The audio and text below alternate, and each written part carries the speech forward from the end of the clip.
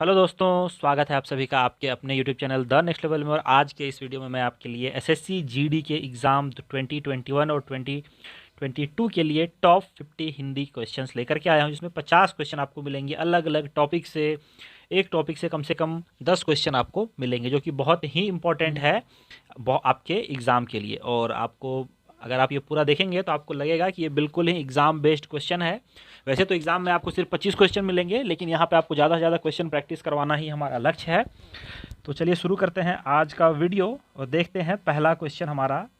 तो यहाँ पे लिखा हुआ है पहला क्वेश्चन कि दिन रात अध्ययन करके भी वह प्रथम श्रेणी प्राप्त ना कर सका। इसमें क्या है कि एग्ज़ाम में आपको एक क्वेश्चन जो आपको बोल्ड करके दिया जाएगा, और यहाँ पे बोल्ड है अध्ययन। ओके, तो अध्ययन यहाँ पे आपको बताना है कि सही कौन सा लिखा हुआ है, जिसमें यानी कि जो ऑप्शन जो बोल्ड करा हुआ है वही सही है या ऑप्शन में से कोई एक सही है। ठीक है, तो यहाँ पर अगर आप देखें तो जो आपको यहाँ पे बोल्ड करा हुआ जो सेंटेंस में लिखा हुआ है सेम टू सेम आपको ऑप्शन नंबर बी में भी है, और यही इसका सही है, यानी कि दोनों ही सही है। एग्ज़ाम में आपको ऐसा भी दे सकता है कि कोई त्रुटि नहीं है, ठीक है, या फिर इस तरह से भी दे सकता है। तो आपको इस तरह ये बी जो अध्ययन लिखा हुआ ये चुनना है आपको। ओके, अगला क्वेश्चन देखते हैं, हर्ष का विलोम शब्द क्या होगा। हर्ष का विलोम क्या होगा? तो हर्ष का विलोम, हर्ष का अर्थ होता है बहुत ही ज़्यादा खुशी, तो इसका जो विलोम होता है ये होगा विषाद। ओके, विषाद। अब यहाँ पे देखिए आपको खेद, वेदना और दुख तीनों का भी मतलब जो है ये जो खुशी है उसके ऑपोजिट में चल रहा है, लेकिन इसका जो है एक्चुअल विलोम शब्द जो है वो विषाद ही होगा। ओके, अगर विषाद ऑप्शन में नहीं है और उसके अलावा ये कोई भी ऑप्शन में है तो आप इन तीनों में से किसी एक को भी टिक कर सकते हैं तो सही ही होगा। लेकिन अगर पेयरिंग विलोम की बात करें, पेयरिंग अपोजिट वर्ड, तो ये आपको विषाद ही होता है, इसका आप ध्यान रखेंगे। चलिए नेक्स्ट क्वेश्चन देखते हैं, अभिज्ञ का क्या अर्थ होता है। अभिज्ञ का अर्थ क्या होता है? तो अभिज्ञ का अर्थ होता है जानने वाला, जानने वाला। ओके, नेक्स्ट आते हैं, दिए हुए शब्दों में भिन्न अर्थ वाले कौन हैं। भिन्न अर्थ वाला शब्द आपको बताना है, यानी कि आपको ये देखा जाए तो ये आपको पर्यायवाची शब्द से क्वेश्चन है। जैसे लिखा हुआ ऑप्शन में है आत्मजा, नंदिनी, भार्या और कन्या। तो यहाँ पर अगर आप देखेंगे तो ऑप्शन नंबर ए, बी और डी तीनों का ही अर्थ जो है इसका अर्थ होता है बेटी। ठीक है, बेटी, लेकिन भार्या का अर्थ होता है पत्नी, तो इसका अर्थ अलग है। ओके, अगला क्वेश्चन देखेंगे, दिए गए शब्दों में शुद्ध वर्तनी वाला शब्द आपको बताना है। शुद्ध वर्तनी वाला शब्द आपको बताना है, तो ये बहुत ही कठिन क्वेश्चन है। यहाँ पे देखा जाए तो शुद्ध वर्तनी अगर आपको एक बार देखो तो आपको लगेगा कि सब के सब सही है, बिल्कुल सही है, और आपको होना भी चाहिए। लेकिन यहाँ पे अगर आप ऊंचाई को देखें तो ऊंचाई जो है आपको इसमें चंद्र बिंदु के साथ आपको ऊ के ऊपर आता है, यहाँ पे सिर्फ एक बिंदु दिया हुआ है, तो ये जो है गलत है, चंद्र बिंदु होना चाहिए था यहाँ पे, तो ये सही होगा। इसीलिए ऑप्शन नंबर सी जो है ये इसका करेक्ट आंसर होगा। यही अशुद्ध वर्तनी वाला शब्द है हमारे लिए यहाँ पे। ठीक है, बाकी 1, 2 और 3 ये तीनों की तीनों सही हैं। अगला देखते हैं, शाश्वत का विलोम क्या होगा। अब शाश्वत का अर्थ क्या होता है? शाश्वत का अर्थ होता है जो हमेशा रहे, शाश्वत। जैसे हम भगवान को क्या कहते हैं? शाश्वत है, भगवान शाश्वत यानी कि हमेशा है। तो यहाँ पर अगर देखा जाए तो इसका जो एक्चुअल विलोम होता है वो होता है क्षणिक, लेकिन क्षणिक यहाँ पे हमारे ऑप्शन में नहीं है। तो अगर ऑप्शन में क्षणिक रहेगा तो हम सबसे पहले क्षणिक को टिक करेंगे, लेकिन यहाँ पे क्षणिक ऑप्शन में नहीं है, तो क्षणिक से रिलेट मिलता जुलता जो भी अर्थ वाला शब्द होगा उसको करेंगे।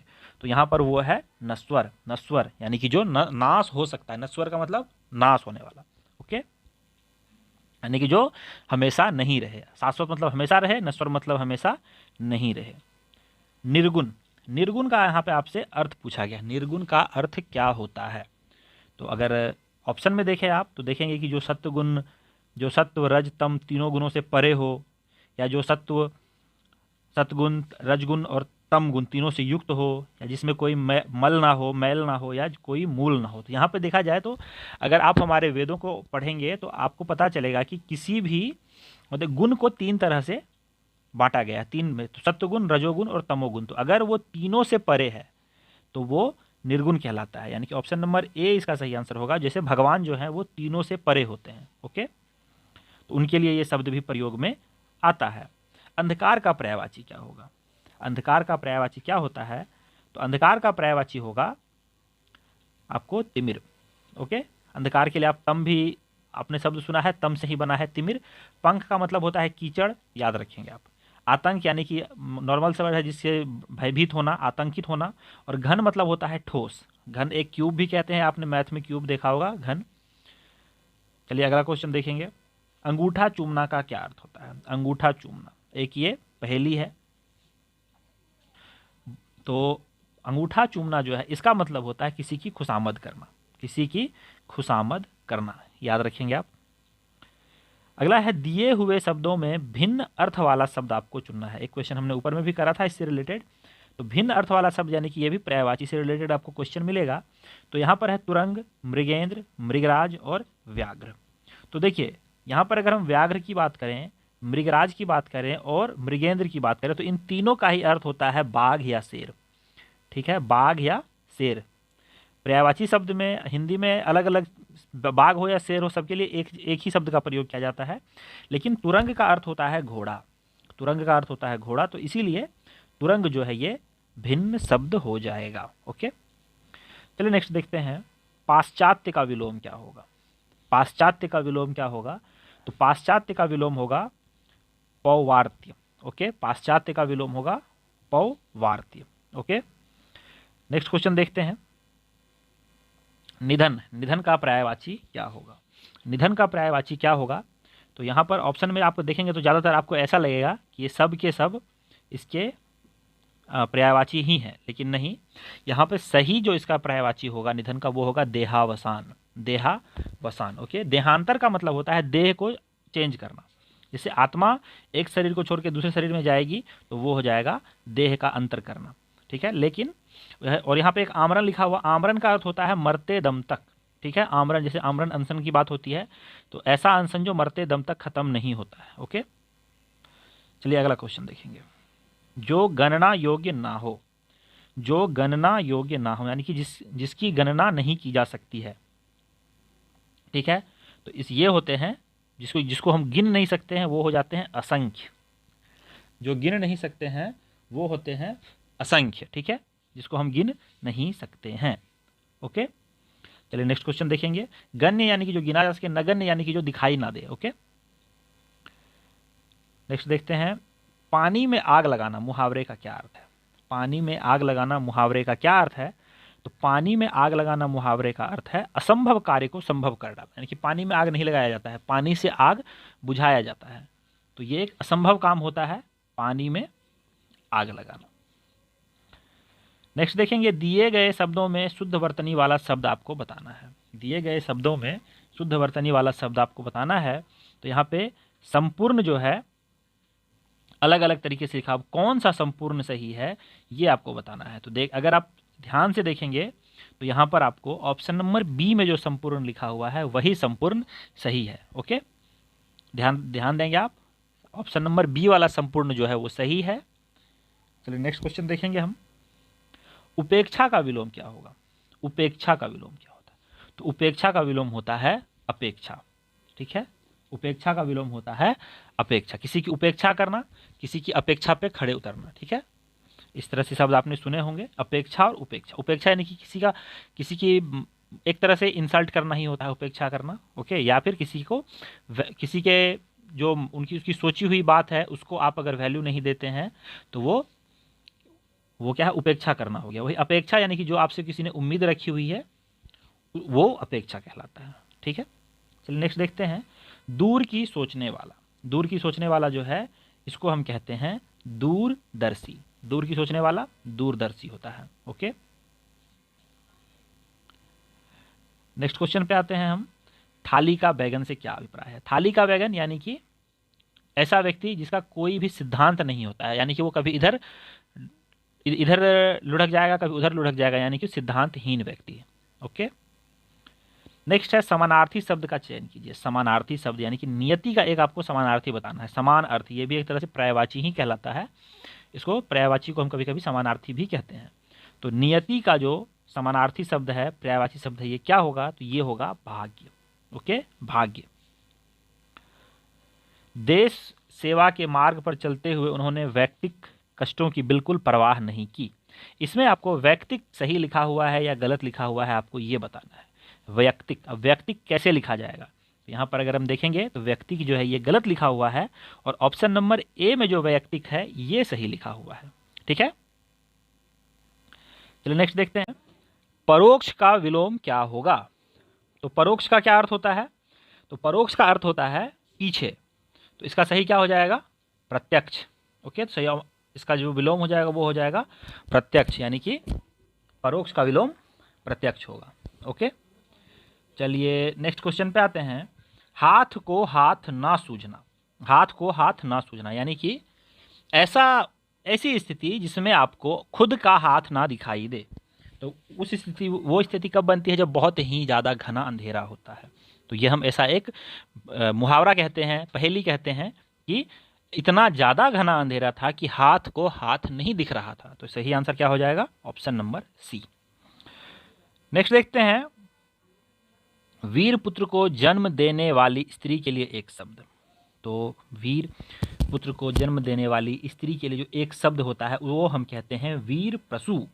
वीर प्रसू, प्रसूता जो होती है वो माँ को कहते हैं, याद रखेंगे आप, माँ को हम प्रसूता कहते हैं। और वीर यानी कि वीर की माता, वीर को जन्म देने वाली। ओके, नेक्स्ट देखते हैं। दिए गए शब्दों में शुद्ध वर्तनी वाला शब्द कौन सा है? यहाँ पे फिर से आपको शुद्ध वर्तनी वाला अलग अलग शब्द दिए गए हैं, सर्वोत्तम, सांसारिक, स्रोत और कीर्ति। तो इसका सही जो शुद्ध आंसर है इसका वो है स्रोत। ओके, स्रोत जो है वो सही लिखा हुआ है। ओके, चलिए नेक्स्ट आते हैं हम 25वें नंबर पे। दिनकर राष्ट्रीय भावधारा के ओजस्वी कवियों में अग्रगण्य है। यहाँ पे अग्रगण्य जो है ये आपको अंडरलाइन है या बोल्ड रहेगा, इसमें आपको बताना है कि अग्रगण्य सही लिखा हुआ है या गलत लिखा हुआ है।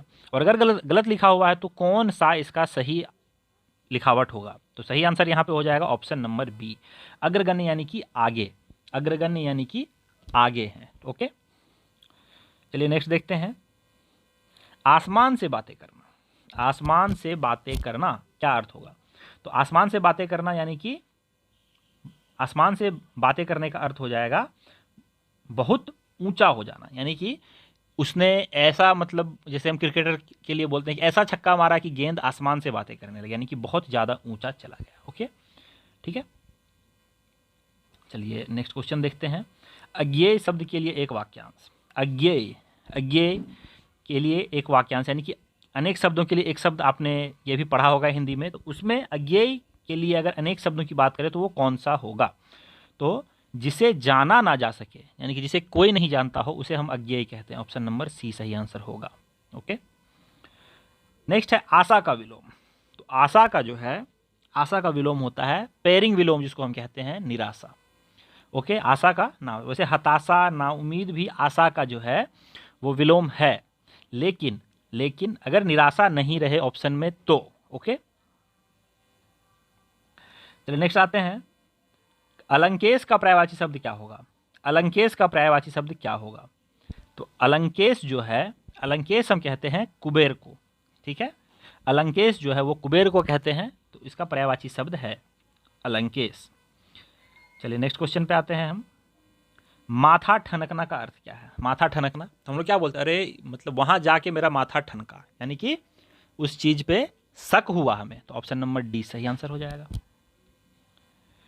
अगले क्वेश्चन पे आते हैं कि दोपहर के बाद का समय के लिए कौन सा शब्द हम यूज करते हैं? दोपहर बाद के समय के लिए, तो दोपहर का बाद का जो समय होता है उसको हम अपराह्न कहते हैं, अपराह्न।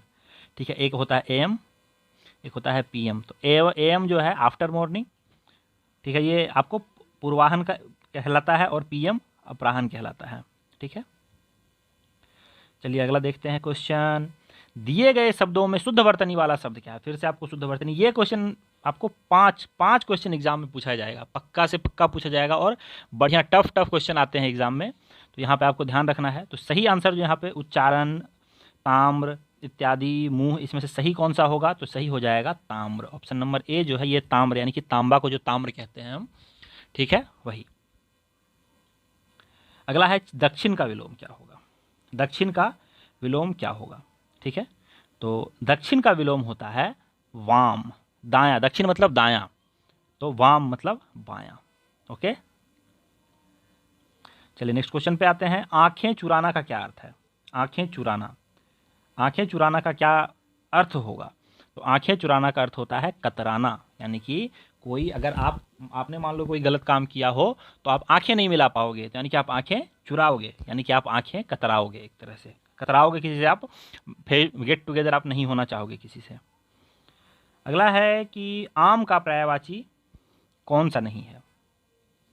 आम का पर्यायवाची, तो देखो अमृत फल, आम्र और रसाल, ये तीनों ही आम के पर्यायवाची हैं, यानी कि पीक जो है ये आम का पर्यायवाची नहीं है। ऑप्शन नंबर डी सही आंसर हो जाएगा। शुद्ध वर्तनी वाला शब्द कौन सा है?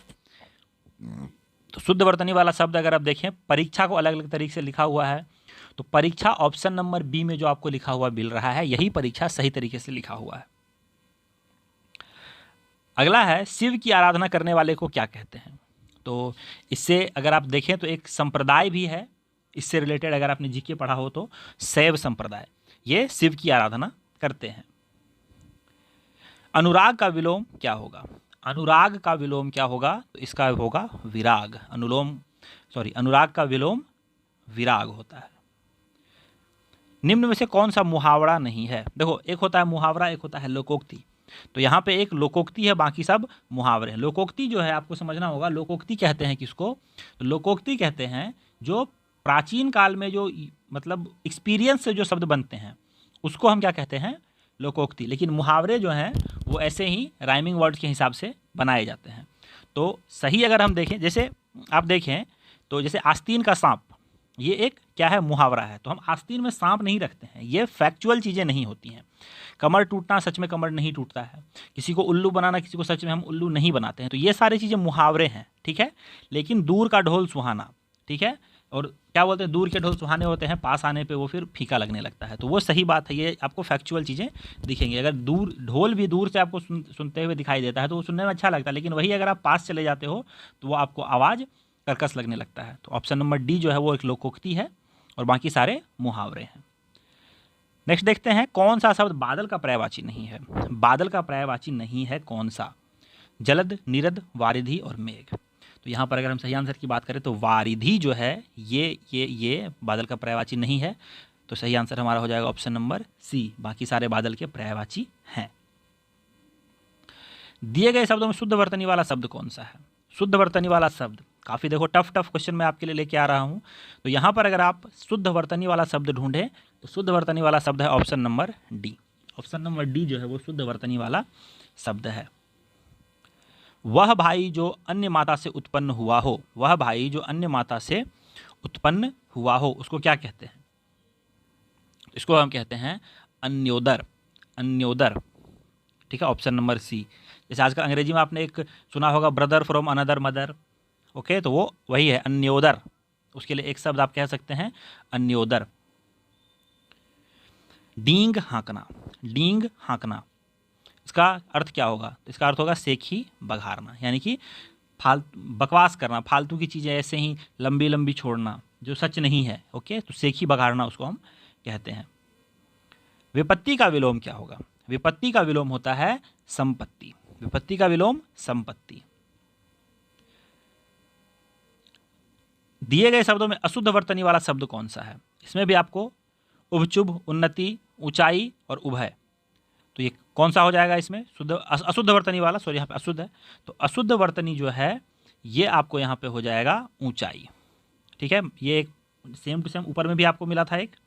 यहाँ पे ऊंचाई क्यों होगा? क्योंकि ऊंचाई में यहाँ पे चंद्र बिंदु के साथ ऊंचाई आता है तो ही सही होता है, बाकी ये वाला ऊंचाई गलत होता है, ओके। कई जगह पर इन चीज़ों पे ध्यान नहीं दिया जाता है। जिसके बराबर का कोई ना हो, जिसके बराबर का कोई ना हो, जिसके बराबर का कोई ना हो, अनुपम। अनुपम। असुर का पर्यायवाची शब्द नहीं है। कौन असुर का पर्यायवाची शब्द नहीं है? तो असुर का पर्यायवाची शब्द नहीं है यक्ष। बाकी दनुज, दानव और दैत्य, ये तीनों के तीनों क्या है? असुर के पर्यायवाची शब्द हैं। कृतज्ञ का विलोम शब्द है। कृतज्ञ का विलोम शब्द है कौन? कृतज्ञ का विलोम शब्द है कृतघ्न। कृतघ्न, ठीक है, कृतज्ञ। कृतज्ञ का विलोम शब्द है कृतघ्न। नेक्स्ट है हाथ का मैल। हाथ का मैल, हम क्या कहते हैं, पैसा तो हाथ का मैल है। तो क्या पैसा महंगी वस्तु है, कीमती वस्तु नहीं। हाथ का मैल कहने का अर्थ है तुच्छ वस्तु है। पैसा बहुत ज़्यादा इंपॉर्टेंट चीज़ नहीं है, इसीलिए उसको हम हाथ के मैल के बराबर मानते हैं, यानी कि वो तुच्छ वस्तु है। नेक्स्ट है जैसी करनी वैसी भरनी का अर्थ क्या है। ये 50th क्वेश्चन है हमारा, इस वीडियो का लास्ट क्वेश्चन। जैसी करनी वैसी भरनी का अर्थ होता है, इसका अर्थ होगा कि कार्य के अनुसार परिणाम मिलना, मतलब जो आप करोगे वैसा ही भरोगे। ओके, तो यहाँ पर कुल 50 क्वेश्चन हमने करे हैं और आपको बताना है कि आपने इसमें कुल कितने क्वेश्चन सही करे हैं। जो भी आप सही हमें कमेंट करके बताइए कि आपके कितने मार्क्स सही आए हैं आउट ऑफ 50। और अगर आपको ये वीडियो अच्छा लगा तो आप वीडियो को लाइक जरूर करें, चैनल को सब्सक्राइब नहीं किया चैनल को सब्सक्राइब कर लें और इस वीडियो को अपने दोस्तों के साथ भी शेयर करें। और मिलते हैं आपसे नेक्स्ट वीडियो में, तब तक लेता हूँ आपसे विदा। जय हिंद, जय भारत, वंदे मातरम।